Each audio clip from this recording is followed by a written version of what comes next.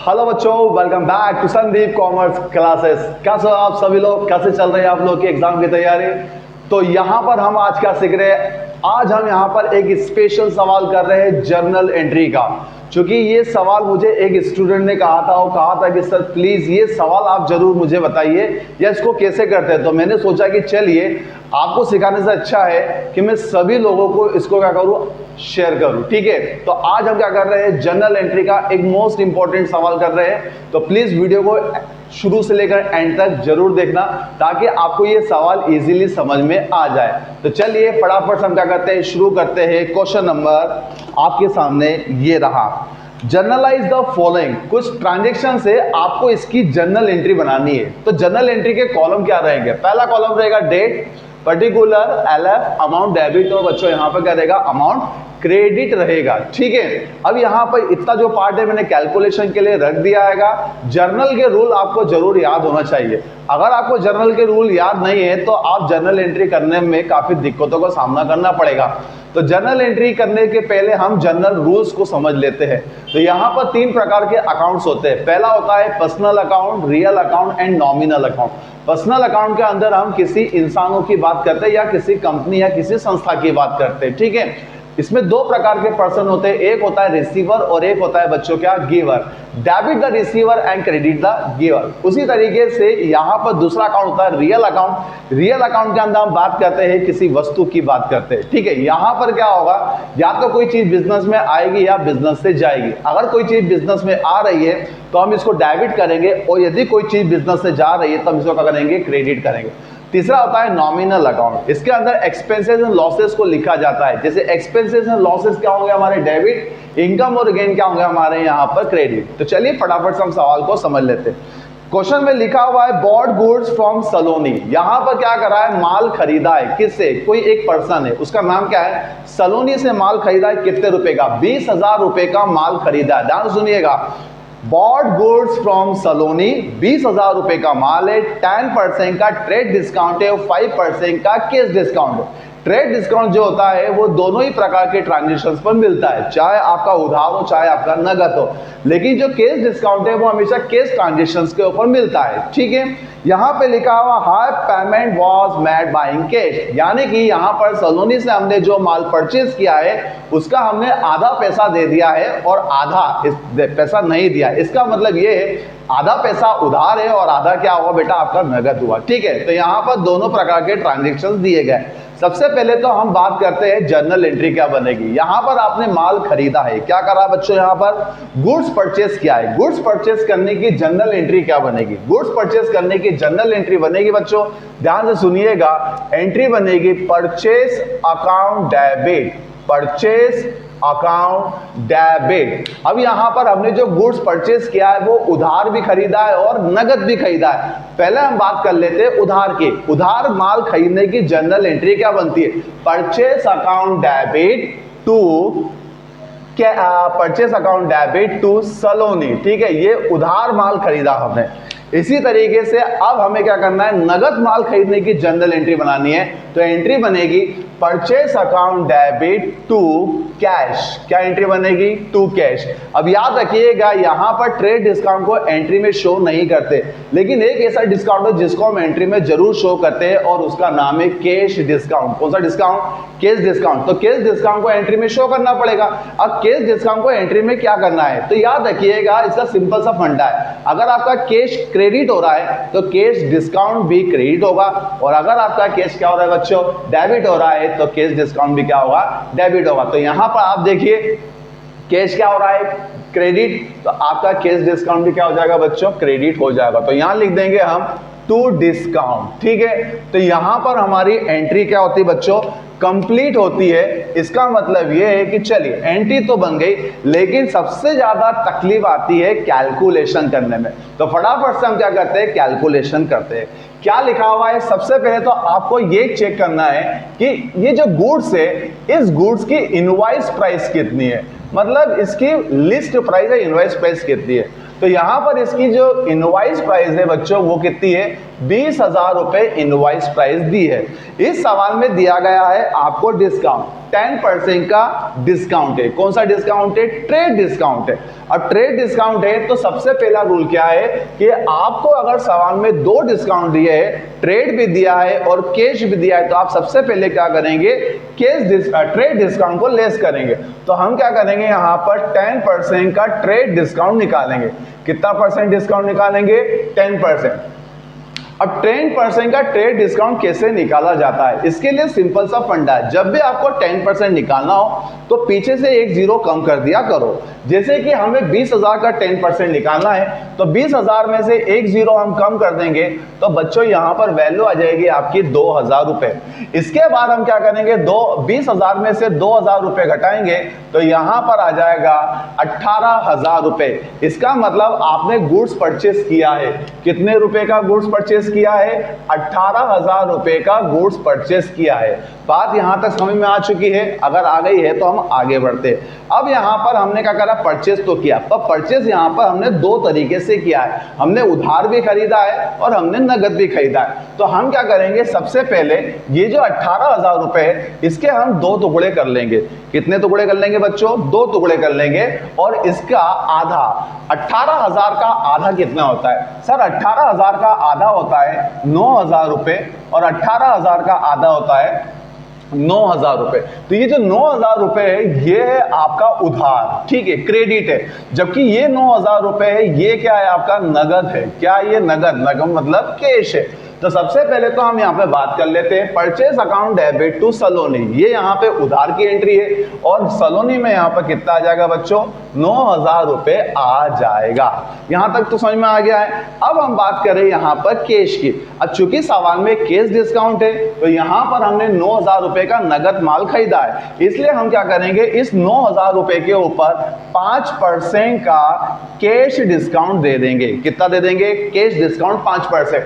अब ये 5% कैसे निकालेंगे? तो ये जो 9,000 रुपए का कैश वाली वैल्यू है इसका हमें निकालना है बच्चों। कितना परसेंट? 5% निकालना है। तो 5% आ जाएगा आपका 4500, 450, ठीक है। अब इसको घटाएंगे तो वैल्यू कितनी आ जाएगी? तो यहां पर 0 में से 0 गए 0, ठीक है। 10 में से 5 गई 5, 9 में से 4 गई 5 और यहां आ जाएगा 8। तो यहां पर ये आपका आंसर आ चुका है। इसका मतलब क्या है? आपने नगद माल खरीदा है तो कैश में कितना पेमेंट करा? 8550। जबकि कैश डिस्काउंट कितना हमारा? तो सर कैश डिस्काउंट हमारा यहां पर कितना होता है? 450 रुपए का कैश डिस्काउंट होता है। और ये जो तारीख थी इसकी बात क्या करें तो ये जो तारीख थी ये थी आपकी 1 जून। 1 जून का क्या करता हमारा ट्रांजेक्शन दिया गया था। यहां तक बात समझ में आई? इसको हम क्या करते हैं? हाफ पेमेंट का हाफ पेमेंट कैश में और हाफ पेमेंट क्रेडिट का सवाल है, ठीक है। अगला इसी के पास अगला पॉइंट दे के रखा या अगला ट्रांजेक्शन दिया, ये भी समझने वाली बात है। Goods of the 10,000 rupees are sold to Nimisha. यहां पर हमने क्या करा? अगले ट्रांजेक्शन्स के अंदर गुड्स मतलब माल हमने बेचा है। कितने रुपए का माल बेचा है? सर 10,000 रुपए का माल बेचा गया है। कितना परसेंट? सर 10% का डिस्काउंट है। कौन सा डिस्काउंट है? सर ट्रेड डिस्काउंट देके रखा है 10%। 5% का कैश डिस्काउंट है। अब यहां पर क्या हो रहा है? 60% payment was received by cheque immediately. यहां पर हमें क्या मिला है? पैसा मिल गया है। कितने रुपए मिले हमें? 60% पैसा जो है हमें मिल गया है। और ये जो पैसा मिला है बच्चों ये किसके थ्रू मिला है? ये हमें चेक के थ्रू मिला है। अगर हमें चेक मिल रहा है तो यहाँ पर दो कंडीशन बनती है। क्या आपने उस चेक को बैंक में जमा कर दिया हैंड टू हैंड? अगर हाँ तो हम क्या करेंगे? बैंक अकाउंट को डेबिट करेंगे। क्या आपने उस चेक को अपने पास ही रखा है फिलहाल? हाँ, अगर ऐसा है तो हम इसको बोलेंगे चेक इन हैंड। इस सवाल की हम बात करें, यहां पर हमने क्या करा है? निमिषा को माल बेचा है और यहां पर 60% पैसा हमें चेक के रूप में आ गया है। इसका मतलब 40% पैसा अभी भी हमारा अटका हुआ है। इसका मतलब 40% उधार है और 60% बच्चों क्या हुआ? नगद हुआ। तो क्या जनरल एंट्री बनेगी? चलिए यहीं पे बात कर लेते हैं हम। सबसे पहले तो हमें क्या करना है? उधार माल बेचने की एंट्री बनानी है। जिसको हमने उधार माल बेचा है उसका नाम क्या है? सर उसका नाम है निमिषा। तो निमिषा यहां पे क्या हो जाएगी बच्चों? डेबिट हो जाएगी निमिषा। निमिषा। क्यों? According to rule debit the receiver, तो निमिषा यहां पर हो जाएगी बच्चों डेबिट। दूसरा यहां पर आपने क्या करा है, माल बेचा है।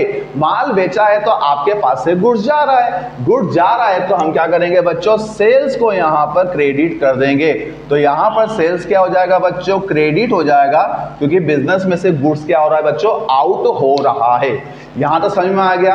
ये तो उधार की बात करें, लेकिन 60% पैसा मिल भी तो गया है। इसका मतलब यहां पर चेक से पैसा मिल रहा है, तो फिलहाल यहां पर ये नहीं लिखा है कि इस चेक को हमने बैंक में जमा करा दिया। इसका मतलब ये चेक अभी भी फिलहाल हमारे पास ही रखा हुआ है। इसे हम कहेंगे यहां पर बच्चों क्या, चेक इन हैंड। क्या कहेंगे, cheque in hand account debit. But इस सवाल में आपको डिस्काउंट भी दिया गया है, और डिस्काउंट कब दिया था, जब पेमेंट हो जाता है। तो 60% पेमेंट हो गया है तो इसके ऊपर डिस्काउंट भी मिलेगा। कौन सा, cash discount, according to rule.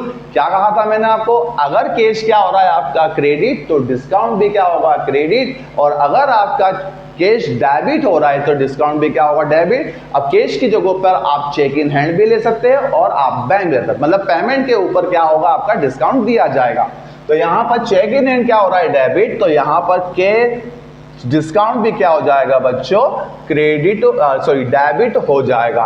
तो यहां पर ये उधार की एंट्री है, ये नगद की एंट्री है, और आपने यहां पर माल बेचा है। अब क्या करना है सर, अब करना है कैलकुलेशन। कैलकुलेशन करने की काफी दिक्कतों का सामना करना पड़ता है। चलिए कैलकुलेशन करते हैं। सबसे पहले तो आपको ये पता होना चाहिए कि गुड्स की इनवॉइस प्राइस कितनी है। तो मैं आपको बता देता हूं गुड्स की इनवॉइस प्राइस कितनी है।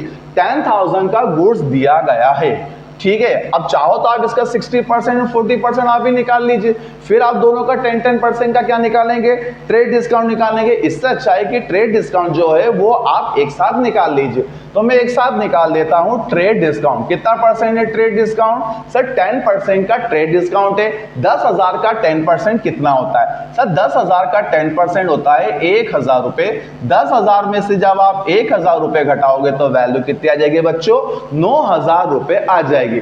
अब लास्ट सवाल में क्या कहा था, आधा आधा पैसा, आधा नगद था आधा उधार था। पर इस सवाल में ऐसा क्या कहा है, इस सवाल में कहा है कि सर इसका 60% पैसा जो है वो कैश में है, ठीक है, कैश में है, और बाकी का जो 40% पैसा जो है वो आपका क्या है, आपका क्रेडिट दिया गया है। क्या दिया गया है, क्रेडिट। अब आप एक काम करिए, 9,000 का आप 60% निकाल लीजिए, या 9,000 का आप 40%, दोनों में से आप जो भी निकालना चाहो आप निकाल सकते हो। तो 9,000 का हम निकालते हैं बेटा कितना, 60%। तो 9 एकम 9, 9 दूनी 18, 9 के 27, 9 चौक 36, 9 पे 9 छंकी 54।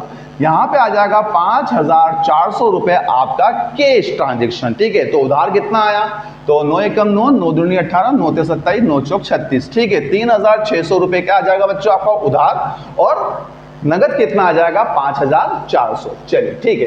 अब यहां पर मैं बात कर लेता हूं सबसे पहले उधार की, क्योंकि उधार की एंट्री बनी है हमारे पास, ठीक है। अब सबसे पहले आपने माल कितना बेचा ये भी बता दीजिए। तो आपने यहां पे जो माल सेल आउट किया है बच्चों वो कितना किया है, 9,000 रुपए का माल बेचा है। तो आप एक काम करिए, सेल्स में कितना लिख लीजिए, आप लिख लीजिए सेल्स में 9,000 रुपए आप सेल्स में लिख लीजिए, ठीक है। यहां तो समझ में आ गया। अब बात करें उधार की, तो उधार में हमने कितना माल बेचा, सर 40% का माल उधार बेचा है। तो 9,000 का 40% कितना होता है बच्चों, तो 9,000 का 40% होता है 3,600 रुपए। तो 3,600 रुपए हमारा क्या करेंगे, निमिषा में लिख देंगे, क्योंकि ये किसकी बात चल रही है, उधार की बात चल रही है। किसकी बात चल रही है बच्चों, उधार की बात चल रही है। अब हम बात करें किसकी, नगद की। तो यहां पर हमने 5,400 रुपए का चेक हमें मिल चुका है, पर वो चेक फिलहाल भाई हमारे पास रखा हुआ है, इसलिए इसके ऊपर भी डिस्काउंट देना है। अब इसके ऊपर जो डिस्काउंट है वो कौन सा डिस्काउंट है, कैश डिस्काउंट दिया गया है। कौन सा डिस्काउंट दिया बेटा, कैश डिस्काउंट। तो हम यहाँ पर लेस करेंगे कैश डिस्काउंट कितना परसेंट। तो यहाँ पे जो कैश डिस्काउंट है बच्चों वो कितना है, 5% का कैश डिस्काउंट दिया गया है। चलिए 5% निकाल लेते हैं। अब 5% कैसे निकालेंगे वो भी समझ लीजिए। सबसे पहले तो आप लिखेंगे 5,400, उसका निकालेंगे हम 5%। 5% निकालना सिंपल सा है, 0 से 0 आपका कैंसिल हो गया, 5 1 जा 5 एंड 5 2 जा 10, 2 1 जा 2, 2 2 जा 4 एंड बची 1 2 7, 270 रुपए आपका क्या आ जाएगा बच्चों, कैश डिस्काउंट आ जाएगा 270 रुपए। 270 रुपए आपका कैश डिस्काउंट आ गया है। तो बताइए अब वैल्यू कितनी बची, तो यहाँ पर 0 में से 0 गए तो आपके 0, 10 में से 7 गई तो 3, 3 में से 2 गई तो 1, और यहाँ बचेगी आपकी 5। 5,130 रुपए का करा आपने, हमें चेक मिल रहा है, ठीक है। तो यहाँ पे क्या करना है, ये जो चेक इन एंड है, ठीक है, इसको हम यहाँ पर अमाउंट लिख देंगे कितना, 5,130 रुपए। और जबकि डिस्काउंट की बात करें तो यहाँ पर डिस्काउंट कितना आ जाएगा बच्चों, 270 रुपए का डिस्काउंट आ जाएगा। यहां पर ये क्या होता है, हमारा सेकंड ट्रांजेक्शन क्या होता है बच्चों, कंप्लीट होता है। अब हम आते हैं नेक्स्ट ट्रांजेक्शन के ऊपर, ट्रांजेक्शन नंबर नेक्स्ट, कि यहां पे ये जो तारीख थी, पहले नंबर पे 1 जून थी, सेकंड नंबर की जो तारीख है बेटा वो 6 जून है। इसका मतलब 6 जून को हमने माल बेचा था और हमें चेक भी मिला था, कब, 6 जून को। पर यहां पर हमने इस चेक को अभी फिलहाल बैंक में जमा नहीं करा, because this cheque in hand कहलाएगा। क्या कहलाएगा बच्चों, यहां पर चेक इन हैंड। अब यहां पर इस चेक को 6 तारीख को जो चेक मिला था हमने उसको जमा कर दिया। क्या कर दिया बच्चों, हमने उसको जमा कर दिया। कब जमा करा, तो यहां पर हमने 10 जून के दिन क्या करा, इस चेक को बैंक में जमा कर दिया। चलिए अब जमा करने की चेक की एंट्री, तो लिखा हुआ है Nimisha cheque was deposit into bank. Nimisha का जो चेक था, देखो था ना 6 तारीख को चेक मिला था, वो चेक हमने क्या करा, बैंक में जमा कर दिया।